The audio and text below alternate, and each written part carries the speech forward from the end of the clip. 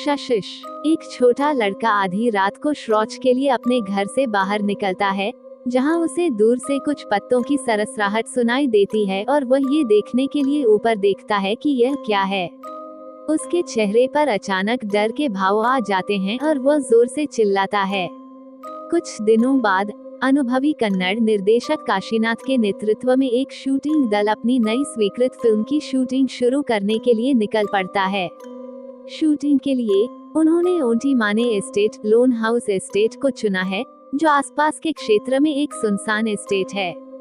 जब वे अपना रास्ता ढूंढने की कोशिश करते हैं, तो उन्हें कई दुर्घटनाओं का सामना करना पड़ता है, जिससे काशीनाथ चिढ़ जाते हैं। वे एस्टेट पहुंचते हैं, जहां उनकी मुलाकात एस्टेट के मालिक नागराज राव से होती है। नागराज राव की बेटी भारती काशीनाथ और फिल्म के नायक कुमार पर मजेदार शरारतें करती रहती। जैसे जैसे शूटिंग आगे बढ़ती है, अजीबोगरीब घटनाएं होने लगती हैं, जहां आधी रात को राक्षस भूत की पोशाक से धुआं निकलने लगता है और कुमार नागराज राव के घर से एक नकाबपोश व्यक्ति को निकलते हुए देखता है। जब वह उस आकृति का पीछा करने की कोशिश करता है, तो राव के बहनोई उसे रोकते हैं और उसे रात में एस्टेट के आसपास न घूमने की चेतावनी देते हैं। कुछ घंटों बाद एक राक्षसी आकृति फिल्म के भूत की पोशाक पहने हुए उसे पीछे से पकड़ लेती है और उसे एस्टेट पहाड़ी की चोटी पर ले जाती है, जो एक जीर्ण शीर्ण घर है।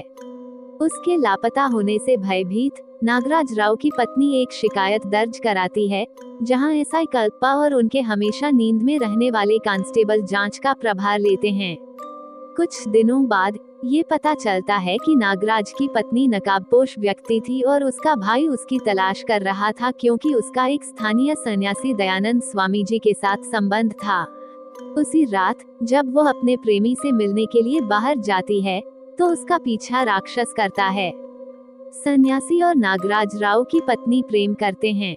जैसे ही सन्यासी पानी लेने के लिए बाहर निकलता है, राक्षस उसे बेहोश कर देता है और नागराज राव की पत्नी का अपहरण कर लेता है तथा उसे उसी जीर्ण शीर्ण घर में ले जाता है। अपने परिवार के सदस्यों को एक एक करके गायब होते देख नागराज राव व्याकुल हो जाता है। हैरानी की बात है कि उनके बेटे कृष्णा और भारती को इन सब की कोई परवाह नहीं है। बाद में एक शीर्ष पुलिस अधिकारी काशीनाथ पर सभी हत्याओं के लिए जिम्मेदार होने का आरोप लगाता है।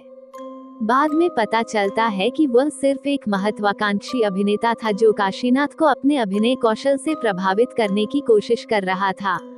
इस बीच पुलिस अधीक्षक एसआई कल्पा को हिरासत में लेता है और जांच तेज करने के आदेश जारी करता है। फिल्म क्रू पर त्रासदी तब आती है जब सहायक निर्देशक की बेरहमी से हत्या कर दी जाती है और कई अलौकिक घटनाओं के साथ राक्षस का नाटक तेज हो जाता है, जिससे लोगों को विश्वास हो जाता है कि वास्तव में एस्टेट में एक भूत का वास है। जैसा कि कुमार और काशीनाथ मौतों के रहस्य को उजागर करने की कोशिश करते हैं, उन्हें एस्टेट के छिटपुट हिस्सों में खोदे गए छेद और खाया मिलती हैं, जो उन्हें हैरान कर देती हैं। जैसे जैसे दिन बीतते हैं, नागराज राव के परिवार पर फिर से त्रासदी आती है जब कृष्णा की बेरहमी से हत्या कर दी जाती है। काशीनाथ को एक महत्वपूर्ण कलाकृति मिलती है, भगवान हनुमान की एक सुनहरी निशानी, जिसके बारे में उनका मानना है कि वह इस हत्या के रहस्य को सुलझाने में सहायक है। हालांकि काशीनाथ उस समय घबराहट में आ जाता है जब वो कुमार के पास वही कलाकृति देखता है, और जल्द ही कुमार की हत्याओं में शामिल होने पर संदेह का साया मंडराने लगता है।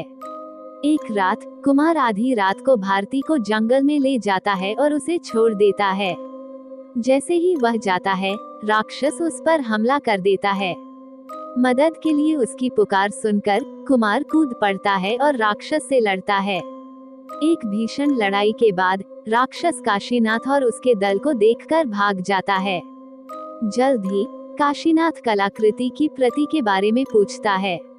कुमार उसे बताता है। परिवार की नौकरानी बताती है कि नागराज राव की लालची पत्नी और उसके साले ने उसे अपने दोस्त रामप्पा की हत्या करने के लिए प्रेरित किया, ताकि वह सोने की कलाकृतियों से भरा एक बर्तन चुरा सके, जिसे उन्होंने खोज लिया, लेकिन वे खजाना नहीं ढूंढ पाए। कहानी सुनने के बाद कुमार और काशीनाथ इसका पता लगाने का फैसला करते हैं।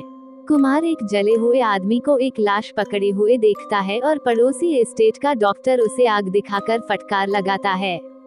कुमार हस्तक्षेप करता है और चाकू के नीचे बंधक बनाए गए डॉक्टर को पकड़ लेता है, जो तब खुलासा करता है कि जला हुआ आदमी रामप्पा का बेटा है, जो आग से बच गया था लेकिन चोटों के कारण उसे मानसिक आघात लगा था। डॉक्टर ने उसकी मदद करने की पूरी कोशिश की, लेकिन वह सिर्फ महिलाओं की लाशें खोदता रहा, ये सोचकर कि यह उसकी लंबे समय से खोई हुई पत्नी है। डॉक्टर कुमार को बताता है कि रामप्पा का एक और बेटा है जो बदला लेना चाहता है और वह फिल्म क्रू का सदस्य है। जैसे ही कुमार उससे पूछता है कि वो व्यक्ति कौन था, वह राक्षस द्वारा बेहोश कर दिया जाता है। अब जबकि श्री राव के परिवार को खत्म करने का बदला लेने वाला लक्ष्य पूरा हो गया है, दानव और उसका भाई डॉक्टर के सामने साइनाइड पीकर आत्महत्या कर लेते हैं। कुमार जाग जाता है और जले हुए घर में पहुंचता है जहां उन्हें मृत पाता है। डॉक्टर बताता है कि दानव प्रोडक्शन मैनेजर श्रीकांत है, जिसने पहले अपनी मौत का नाटक किया था, और उसका भाई, जो राव के परिवार की बेरहमी से हत्या करने के उसके अपराधों में सहयोगी था। काशीनाथ, भारती और अन्य लोग इसे देखने के लिए दौड़े और भारती को राहत मिली, लेकिन सभी को आश्चर्य हुआ जब श्रीकांत भारती का गला घोंटने की कोशिश करता है। इससे पहले कि वह कुछ गंभीर कर पाता, अधीक्षक उसे मार देता है। फिल्म का अंत काशीनाथ द्वारा कुमार और भारती को एक सुखी और शांतिपूर्ण विवाहित जीवन की शुभकामनाओं के साथ होता है, क्योंकि वे अपनी शूटिंग खत्म करने के बाद एस्टेट से निकलते हैं। यदि ये कहानी आपको पसंद आई हो तो अपने दोस्तों और अन्य लोगों के साथ शेयर जरूर करिएगा।